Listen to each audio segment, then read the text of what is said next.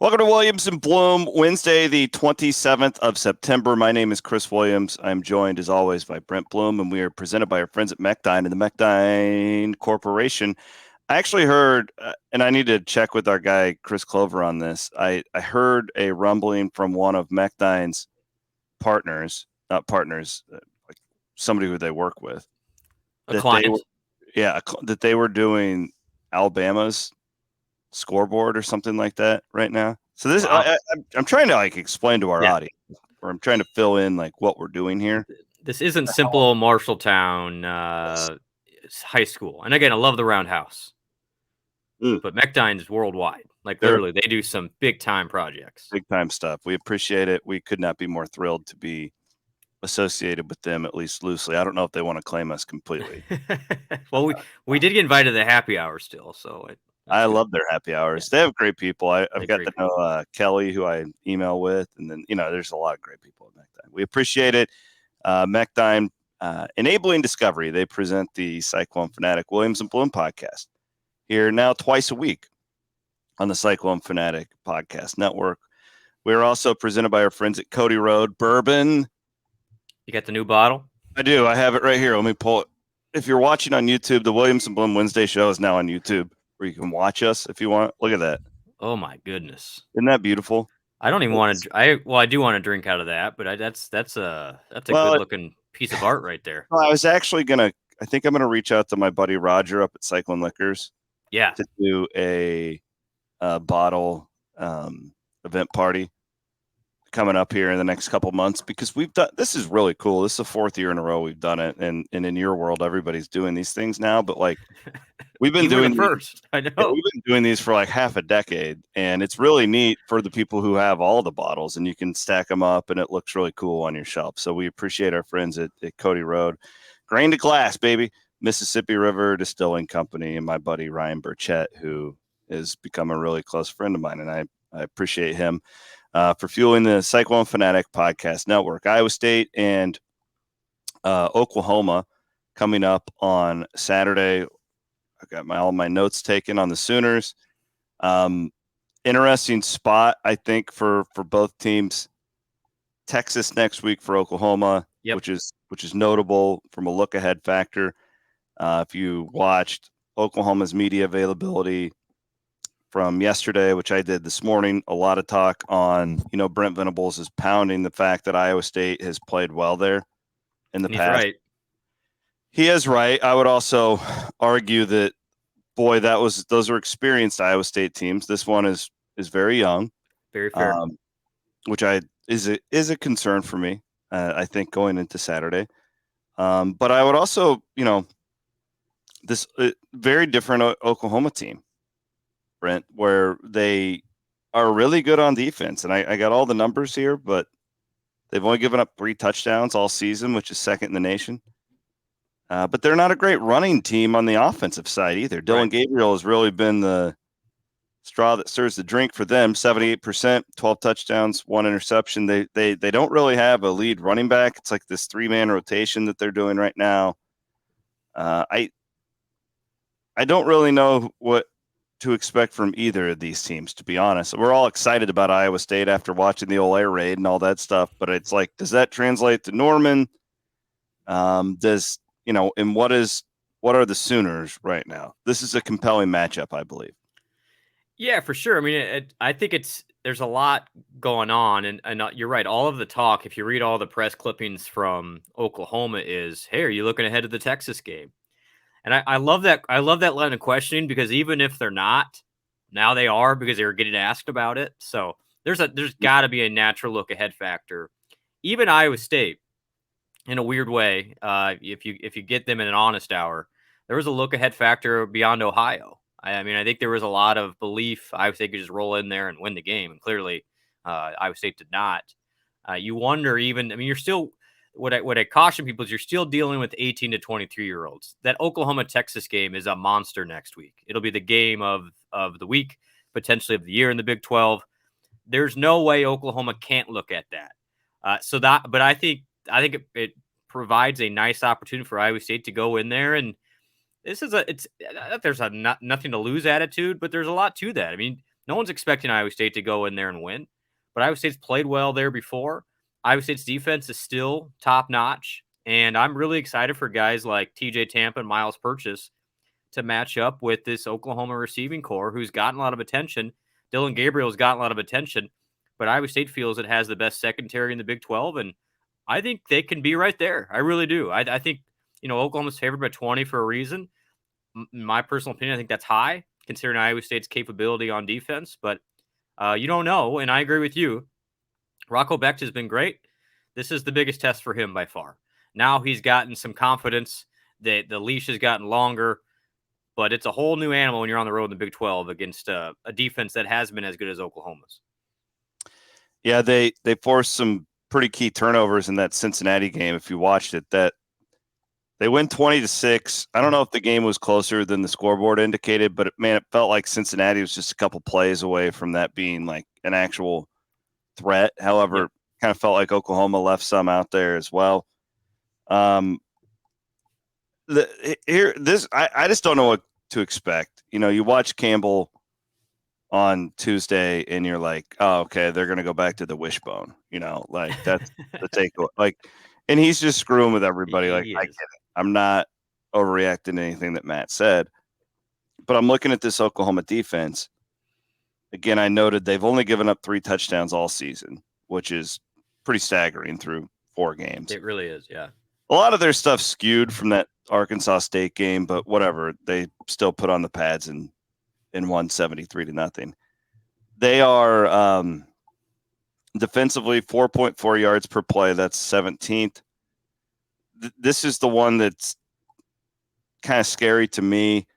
13th in yards per rush defensively at 2.6. Yeah. And, Iowa State wasn't able to run the ball against Ohio and a bad Oklahoma State team. What do you think they do? Like, do you – because, common sense says to me that you've got to go out there and just throw the ball because you're not going to be able to run it. Do you think Matt will do that on the road? We saw him do it at home. Will he do it on the road? Interesting. You mentioned Matt yesterday. I encourage people, go listen to the podcast that he does on the Coach's Show. Way more revealing than anything he says. I haven't heard it yet. Okay. Yeah, it was really well done. I mean, Hark and Walters asked some really good questions. And what Matt said was basically that second half, they started to get a little bit more in the ground game. Oklahoma State had 9 and 10 guys up front early and basically said, all right, Rocco, beat us. And he did. And then in the second half, you noticed that the running game got a little bit better. Eli Sanders was a couple, shoelace tackles from breaking a couple. They moved their second safety back, according to Matt, on the Coach's Show. So they were doing one single high safety early. We made it really hard to run. And then they brought that second one back and developed some more gaps once Iowa State was able to throw the ball. So we'll see what Oklahoma elects to do. I think Iowa State's going to give the keys to Rocco. I really do. I think you have to. Now, they're not going to just abandon the run game because a lot of the success Iowa State had was predicated off the run. You got to try it. But I think you're going to look for Iowa State to try and get Noel, Jackson, Higgins involved pretty early here. They're not going to be patient and bang their head against the wall because Oklahoma's really good against the run. I just think it'll be interesting from Venables what he decides to do. Do you try and dare Iowa State to throw it? It's a good secondary for Oklahoma, but relatively untested. So I don't know. I think it's an interesting matchup. We will learn more about where Iowa State really is from a philosophical standpoint on Saturday than we have at any point of the season. Because what Matt said again yesterday is we're learning more about our team as the season goes, which makes sense. You don't know what you have until you play the games. And Iowa State has clearly seen that Higgins, Jackson, and Noel can be good players. Bramer too. I mean, I think you're going to play those guys a lot. And then I would not be surprised if Eli Sanders gets the nod right from the start on Saturday. It seems like he has taken the reins and has maybe taken that position over for now. But you'll see Sama, Hansen, and supposedly Norton practice as well. So we'll see them all. Well, and it is notable that Sanders was hurt. So he very well may have been the guy all along. He was closing in early August for sure. Yeah. Yeah. So, I've told people before I do the athlon, where you have to have like a depth chart in like April. It's impossible. and I was kind of nudged at that they thought Sanders would be the guy then. So this isn't really surprising if he's the guy. It's just again, I'd be curious to see if Eli Sanders is as effective when you haven't thrown for 300 yards and Well, you trot right. him out there, right? Because Correct. that like you were just talking about what Matt said schematically, like he was facing a lot less aggression towards the run than Norton and Sama had earlier in the year. The good news is Iowa State proved against Oklahoma State, and yes, it was Oklahoma State, that they can beat one-on-one coverage with the receivers. That's a big win. Because if you Mhm. can't do that, then you're dead. Like, you're literally dead on offense. But Iowa State, Jackson in particular, has been really good beating coverage. And Feels so like that he's doesn't it feel like he's maybe probably better than anybody anticipated right now? 100%. And Yeah. his story is really cool. So, he was a highly decorated kid as a junior in high school. Got in a near life or life or death car accident his senior year, missed most of it. And so all of the big time offers CETA dropped. Iowa State stuck with him. He's been hurt off and on, but just stuck it out. But the talent's there. You can see it. Like, that guy is a Big 12 player, and he's finally getting that reps and confidence and becoming a vocal leader as well. So he changes things a little bit. He's a guy that did not know what to expect. You always heard Daniel Jackson was on the roster. I mean, even as a freshman, he played. Yeah. But now you're finally starting to see that consistency, and what he can do that the other receivers haven't proven yet is he's been able to beat one-on-one coverage, and that is huge for helping the run game as well. Let's talk about Oklahoma a little bit more. That's kind of what we've started doing with this Wednesday pod, and I like it.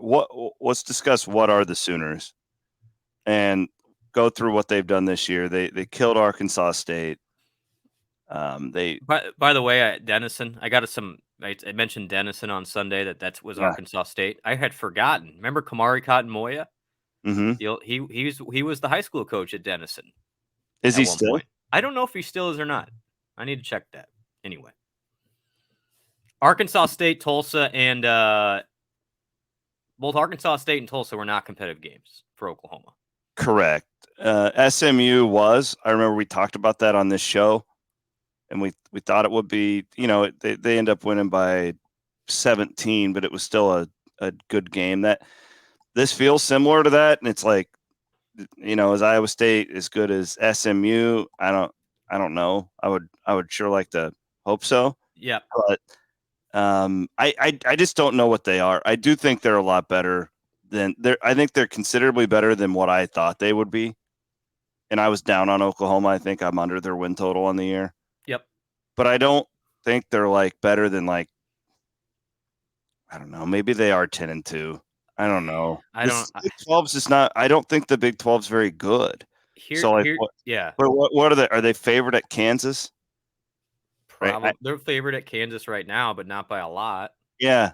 Like, I mean, are they really invincible to think that like, they couldn't lose to UCF or TCU on the road? Like, I don't know. Like, I feel like they're a solid top 20 team, but I don't think that this is going to be at the end of the year like some top 10 Oklahoma team that's a playoff threat. This Yeah, doesn't feel like it to me.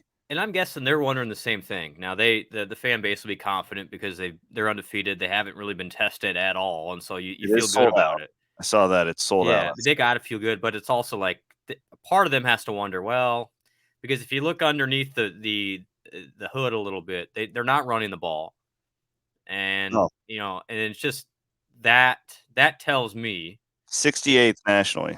is they need, and Gabriel's really good. I'm a big Dylan Gabriel fan. I mean, that guy's been around forever. It seems like he's on the Jess Settles plan at this point, Mm-hmm. but he can't do it all. I mean, in the Big 12, if you're one dimensional, it's going to be tough. Obviously, it's going to find out the same thing. You need to be able to run the ball at some point. Uh so I just think this is a really good spot for Iowa State. I mean, nobody's expecting Iowa State to go do anything. Oklahoma's riding high. And then CETA, but if you look at the game last year in Ames, and largely these teams they're not completely the same, but I think it was a good perspective last year. Oklahoma wins by 2 touchdowns. However, Iowa State outgained and had more first downs than Oklahoma. Hunter Deckers had to turn the ball over a couple of times, and it was a huge, huge problem. That's where honestly we talk about all the numbers. Rocco's got to take care of the ball, and he's been great so far. But that's where it could get sideways for Iowa State, in my opinion, is if Rocco tries to do a little bit too much and you turn the ball over, that's where things can start rolling downhill down there. And Iowa State's seen that in games past prior to the Campbell regime. But the good thing, looking this morning, Matt Campbell has, in 7 games against the Sooners, the largest margin of defeat is only 14 points, and that was last year. He's been super, super competitive, especially in Norman. So Iowa State's going to have some good vibes going down there. I truly believe that. Talking to some folks on the staff this week, this seems like a little more pep in their step. Everybody needed Saturday just to get some confidence, and those young guys are going to go down there with some belief, which is great. This isn't 2015 when you're going down there and it's just going to be a problem.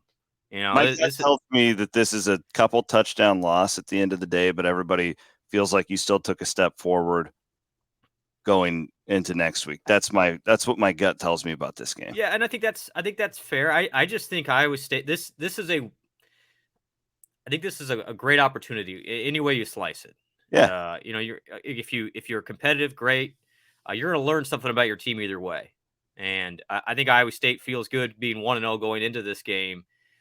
And the next 2 weeks, seat up, give me one of the two, and I think everyone's going to be pretty happy. Let me ask you about Iowa State's defensive game plan here. My suspicions, I believe, are correct that the D-line it's not bad. They're not getting pressure with 3. When Iowa State has gotten pressure this year, even on Saturday, it's when they've gotten more aggressive.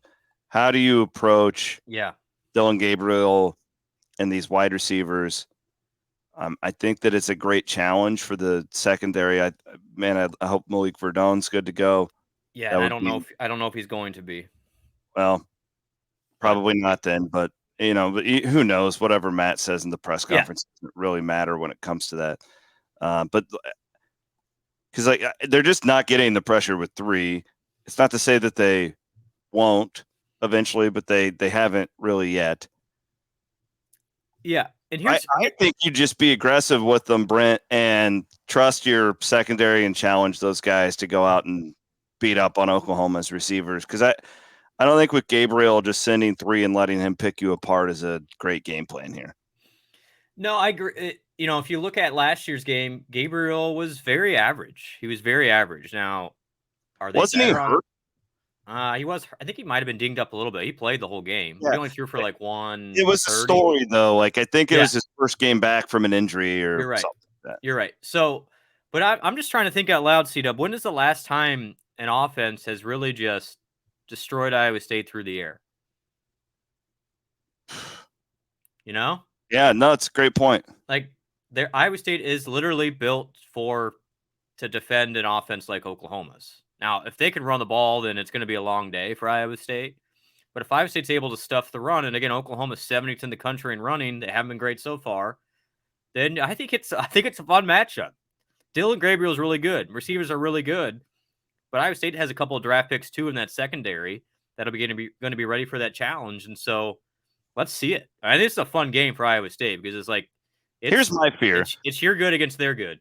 Yeah, I just am I making too big of a deal about Verdon? It just felt like maybe it feels like every time he's out, it's not as good. No, the defense drops off. You're right.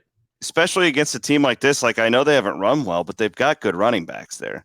It's right. Oklahoma. They've got plenty of talent. My fear is that you're saying, okay, daring us, and then they gash you in the run, and that's where Verdon's so important because he can come up and stop the run so well. That's a good point. Yeah, I think he's a huge piece. Getting Gary Vaughn back 100%. He was not 100% still on Saturday is big. Yeah. And you just got to avoid. I watched the tape back, and you could tell Vaughn was at, 70%? Like, he didn't look like himself. So hopefully he's better this week. And then, you just got to avoid the catastrophic mistake. You had 2 big ones against Oklahoma State that you just can't have happen. The bad run fit that led to the really long run and on Oklahoma State's first touchdown. And then that matchup where you had Bacon on that slot receiver running back that just, you can't have that happen. And Jeff Lebby, the Oklahoma offensive coordinator, is really good. So they're going to look for those things. Yeah, I hope Verdon plays. Ben Nichols has been a nice replacement there. Tashawn James played a lot of snaps, but they're not Malik Verdone. So you're going to need, hopefully he's back in there. And then I think this is a fun matchup. But yeah, if Iowa State can hold Oklahoma under 100 yards on rushing, then this will be interesting. And you got It'll a be shot. super interesting. Yeah, you got a shot. You're going to need a couple turnovers, though. Absolutely. And that's where I'm just like, let's pressure Gabriel, and if they beat you otherwise, then you gave it a shot. Yeah, that's and he has been mistake free all year. So Yeah. he's been he great. hasn't really seen pressure. Like, No. he really hasn't. Like, it did. And Cincinnati's defense, did a pretty good job against those guys, I thought. And then the scary part for Iowa State, I keep coming back to it, is a night game in Norman. Yeah, that place is hard to play at. It really is. Like it's one of those games, and going around the Big 12, there's a couple atmospheres that are legitimately intimidating. That is one of them, because they're right on the sideline, and so that place gets loud, and they play that damn song over and over and over again. And it can get away from you if you're not careful. Some really good Iowa State teams have gone down there, and it's gotten away from them. So that's one thing that why I look at the spread. I'm like, gosh, 20 seems like a lot, but what Oklahoma does to some teams, once it gets going downhill, it's tough to stop them sometimes. Prefer that this would be an 11 o'clock kick. Yes, for sure. Yes. Want to thank our friends at Gravitate Co-working. Go to gravitatecoworking.com to check out all the different meeting spaces and locations throughout the Des Moines Metro. Not just the Metro, but they've got offices in downtown Des Moines, East Village Des Moines, Midtown Windsor Heights, and also in Jefferson, a rural one, which is really cool. Meeting spaces. I mean, they got everything from a mailbox all the way to a downtown private office, which is available right now, which is sweet. I would give anything to have one of those. That's pretty freaking awesome. Yes, I got an office in Ankeny too. But man, I'm looking at it right now on gravitatecoworking.com, and it is sweet. You can rent meeting rooms by the hour. So check it out. Good stuff. Gravitatecoworking.com, longtime sponsor of what we do. Also want to thank our friend Hope Wood, who is a wonderful attorney. She does wills. She makes a will in a day for you. You can go to hopewoodjd.com. Don't screw around. We're nearing the end of the year. Get the will done. Take care of your family. Family first. You can go to hopewoodjd.com. Schedule an appointment in the upper right. You can use the promo code FANATIC and get $50 off your will from our friend Hope Wood. Big Cyclone fan. She's come on a bunch of our trips and stuff. Really cool woman. Let's go through the Big 12. Are you good with that? Let's do it. You got any meat to pick off the bone for the Cyclones and Sooners? No, I just think it's a fun game. I mean, this is one of those you look forward to. And why do you come play at Iowa State? For games like this. This is the last time Iowa State's going to play Oklahoma, probably in a long, long time, unfortunately. So maybe into like a bowl game or yeah. something. I mean, it's and there's maybe my favorite memory of Iowa State football is going down there in 2017. Still surreal. So I heard a rumor, by the way. Okay. You ready for this rumor? Love rumors. I don't know if it's true. I heard Joel Lanning may be on the trip as a special guest. It's like a nod to the past. Yes, it's like a special motivation of look what we've done before down here. That's cool. Yeah, I like that. I think that's incorporating the I do. older guys in the program. That's cool. Yeah. So Joel, speaking of that, I did a CW pod on Iowa Everywhere with Dan McCarney. Yes. Yesterday. Oh and my gosh. Mac told me he's coming back for the TCU game next week. I think he's coming in on like Thursday, and he's speaking to men's and women's basketball both. You know, the whole like what it means to be an Iowa Stater thing. And then he's doing the whole, I think, and I don't know, but I think they're going to take him out onto the field. It's the Jack Trice celebration. And Mac is all amped up about that. Man, so that week, I mean, that game next Saturday is going to be electric. I can't wait. I mean, there's so many fun things happening and around the 100th anniversary, and my gosh, it's going to be great. Night game, the whole thing. Another thing too, and then I also want to talk to you about the pork thing. Larry Stacey and I, he's now my like new best friend. We text all the time. We were going to do this week. We just keep having little scheduling deals. So Larry and I, maybe next week here on the Wednesday pod. We're working on it. Yeah. Larry's he's a busy man. He's Larry. but he wants to come on. Like he's very excited about this, and we've had multiple conversations, and it's going to be great. It's gonna So happen, guys. it was going to happen today, and then we dropped the ball. We'll get that ball picked up though. It actually, Larry made a great point. He emailed me this morning. He's like, it'll be better to do it closer to basketball, anyways. So you got it, Larry. I can't wait, man. Fired up for that. Let's Looking go. forward to that. Before we do the Big 12 thing, the Iowa pork, we will shoot. Yeah, it went viral. it did. We Darren Rovell. Yesterday, the last 2 days, the Ryan Day, Lou Holtz thing and that combined, we're looking at like 5-6 million views on the internet between the two brands. Just a couple hacks. Just a couple hacks and Bondurant, buddy. What are we doing? So I told you before this was even done, I said this is going to be like one of the great NIL deals ever. And you guys knocked it out of the park. I know Van Winkle was your photographer, but you guys have to be thrilled like that. Oh, it's so cool. And hey, kudos to you, by the way. You deserve big thanks here. Because Iowa Pork's been a long time sponsor of CF, yes. Right? Yep. And so when that photo went viral, you were at the center of getting us connected with Joyce and the team at Iowa Pork. So thank you, my friend. I love the pork people. I'm happy for them because they're like first class, upstanding, and they're great. And the fact that this got some attention, keep an eye out. T-shirts are coming. So Joyce is one of my favorite people. Joyce at Iowa Pork that I've ever worked with in 20 years. She's just a lovely woman. Wonderful person. So it was been fun to watch that. But yeah, did not think that Purchase More Ham and Bacon would be on the front page of ESPN among other things. I didn't see that it got on I saw your tweet. I'd seen it on like On3 and like all that other stuff. I didn't know the ESPN grabbed the whole thing. Yeah, they grabbed it. It got sent an alert to my phone and a couple other people. So I don't know why. Again, you just never know what's going to make news anymore, but I'm glad for those guys and by the way, if you're a company, it was super cost effective. So this ran in the register. So I can just tell you, each of those guys got $1,000. That's it. Like, it's not like that Iowa Pork spent hundreds of thousands of dollars on this deal. It can be a really cost effective way to get some good publicity. A hell of an investment by Pork. Yeah. Maybe I undercharged or maybe but hey, they're good people. So got the word out, and the guys are ecstatic. You know what I really like, C-Dub, is Caleb Bacon and Tommy Hammond are both walk-ons. Mm-hmm. So they don't and Tommy's from Minnesota. He's paying out-of-state tuition. So $1,000 for that guy is great. I was actually thinking that Purchase and Moore got a great deal here because they just happen to be what their names are. Right, like we just needed them to finish out a sentence. That was a great deal for those guys. Yeah, no, it was, and Matt Van Winkle is the best. So I'm so glad that he was a part of this. So anyway, thank you all for your support. But seriously, if you have a company and you want to do something fun, we got another thing coming out this week. Working with local company Ames, a small NIL deal. So there's some fun things that can happen and can get some great attention.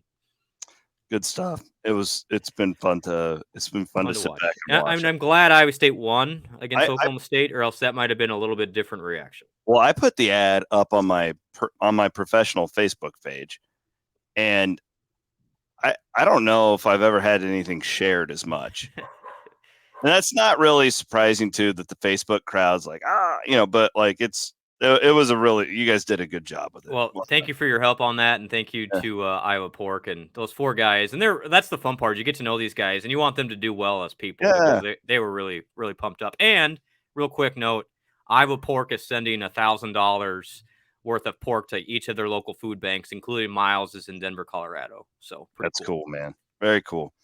All right, let's do our real quick look at the Big 12 this week. We do have the Friday night game, which is Cincinnati at BYU. 9:15 is your kick. I don't know what Cincinnati is. I think I know what BYU is. I think BYU is good, but not great. I think Cincinnati could surprise us and be to 6 or 7 wins, but I could also see them tanking here now that they've been scouted a little bit. They just don't. Who knows with this game, Brent? But I guess I'll be watching Friday night Big 12 game. We'll take it. It's a long road trip too, so. I don't know. I was surprised when that line came out. I think I don't even have the lines in front of me. Do you have the lines? I'll let you. Yeah, I mean, when it came out at 3.5 I would play for BYU. I mean, I think so too. But man, their defense isn't great. Let me hear. I got you just a second. It is moved up a little bit. It is now at no. Wait, something's weird's going on. I take that back. What happened? Cincinnati's now favored by 2. Wonder if there's an injury. There must be an injury. Something's going on there. Well, don't bet on that game. Don't bet on that game. That's the best advice. Yes. Kansas is at Texas, 2:30. That's your first Big 12 game of the week on Saturday. Let's see what you got, Lance Leipold, because my gut tells me that Kansas gets blown out here, even though they're a top 25 team and undefeated and all that jazz. But that is my gut. What about you? I think all these games, it's like the only game that is within a touchdown is that Cincinnati BYU game. Otherwise, these are all 10 points and above. Tech and Houston, 2:30. Yep. And then you've got Baylor at UCF, which Baylor is a abomination of. We'll see, man. I don't know. And then West Virginia TCU. Well, it's like it's one of those weird Saturdays. It's like these things could get out of hand, or you might. I don't know. I mean, we'll learn a lot more Saturday. What is West Virginia TCU line? 13. Oh, I would play West Virginia there. I think I would too. I mean, give me the points in that one. So we haven't talked about this. The over/under for Iowa State Oklahoma. What is that? Surprised me a little bit. What would it's you high. guess? I bet it's higher than we would think. I would guess. Don't tell me. Okay. It's -20. They're gonna have Oklahoma winning something like 34-14. So 54. You should have gone with what you just said. If it's 48.5. Oh, okay, so yeah, I just did the math wrong in my head. So they're thinking, I nailed it though, didn't I? Yeah, they're thinking 34-14. That's exactly what the thinking is. So well done. I just screwed up my math. There you go. I thought considering Oklahoma put up 70 some and 60 some in games earlier this year, I thought it'd be higher. It's not. So especially after Iowa State's defense last week. That's why I was thinking I was leaning higher. I was thinking it'd be around 55. So the fact it's 48, that's interesting. Maybe some value there. Yeah. We'll see. Because Iowa State's going to try and throw the ball. I have no doubt about it. Well, the interesting thing about Iowa State, and I don't know like how these graphics come up and all this stuff, but like it took a lot of balls to put the air raid thing out there. Honestly, like I don't think that they were like making a statement, like being like, "Hey, we're gonna run the air raid." That was certainly not what they were doing. That was an internet inside joke. Correct, but like you can't be dropping stuff like that and then be like, "Oh, okay, we're gonna go back to rushing it 80% of the time." No. Iowa State will not. No, this is honestly, in my opinion on Saturday, this is a Rocco, let's see what you got type of game. You proved it once, and if you don't have it, then it's like, well, learning experience. I think you let him go. I don't see Iowa State moving them at all up front. So you're gonna have this is gonna be on Rocco, and let's see what he has. I'm excited for him. He might throw a couple picks, but he's bounced back before. What is most impressive about him on last week was, man, he got a bunch of shots and he just kept getting up. So Blum, I have a feeling about him. I just was talking to somebody yesterday. Like he feels special to me. Yeah. Seems like he's got a little of the it. He's got the Purdy factor of the distributor type that I really, really like. And again, I'm not saying he's going to be as good as Brock was. Who knows? But like the thing about Brock, in fact, I would also say early in his career, Rocco's better because he's not going to make the big mistake. At least we haven't seen it yet. We have seen him, but they weren't like stupid plays. Like we'd see Brock try and do too much. Right. Rocco threw a pick 6 against Iowa, and he's thrown, but a lot. It's just like that pick 6 against Iowa. I've seen 10 Iowa State quarterbacks make that play, that exact same play. And you could argue that was on the running back for running a bad route. And then but you look at the rest of his mistakes, and it's like, almost all of them I could put on somebody else. Like he's just been really, really solid mentally. Really good. Yep. And that's right. I don't know about running back. I'm not. I know I'm sold on these young guys in the future, but like as far as right now. But I think like with the tight ends and the receivers, Iowa State has guys that you can win with. I totally agree. I really believe. It was interesting. I thought it was kudos to both Shieldhouse and Rocco on that 4th and 3 play. Matt talked about this last night on the coaches show. What a great play. So Rocco came over to the sideline after the first series and said, "Hey, let's run that play again. Jalen's wide open if we do it right." And lo and behold, Iowa State gets in the 4th down, and Nate dials up the same play from the previous series that Rocco told him to run. And that's a lot of trust in everybody there. God, you're making this Tuesday Night Collins show feel like must I'm telling you, like, I just want to hear Campbell geek out on football like he used to. That's just what I want. But he does it. He does it in the Collins show. Unfortunately, it's 7:30 at night and hard to find. I mean, the radio's a hard dial up anymore, right? It is. It's on a podcast though. I mean, you can find it, but I'm just telling you, like if you want honest. Cycast, or is that where it is? It's on Cycast. Yep. Yeah. So if you want Matt Campbell and actual football conversation, I would encourage you. Well, and he likes Hark and John, so he feels absolutely comfortable around them. So it's way better than Campbell surrounded by all of us hacks on a Tuesday. That's a cameras all over him, and he bottles up. So yeah, just a pro tip. Check that out. It was very insightful. All right, Blum. I know you got stuff to go do. You have really important business to take care of. Always. Yeah. Serious NIL game. Or we're watching the game on Saturday together, right? I'm here. I've got that going on. Got that bourbon ready? Oh yeah. Okay. Right here, baby. No, I got nothing going on. In fact, my wife has to work, so it's just me and the girls at home all day, and I'm gonna have games on. Might smoke me some Iowa pork ribs, to be honest with you. Here we go. Let's have good Joel Lanning vibes. All right. Joel Lanning. He's Brent Blum. My name is Chris Williams. We'll be back on Sunday night here on the Cyclone Fanatic Podcast Network.